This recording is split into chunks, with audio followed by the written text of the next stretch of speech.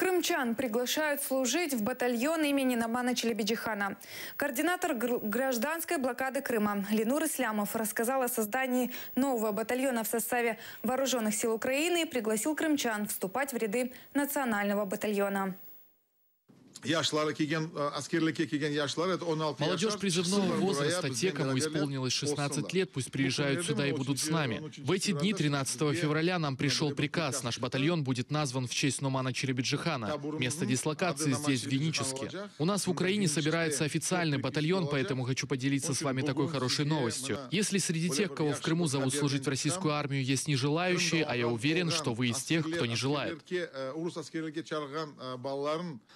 Только объединившись, только забыв все обиды мелочные, которые ничего не стоят по сравнению с мирной, счастливой жизнью наших детей. Только совместный путь может нам подарить совместную, одну на всех победу.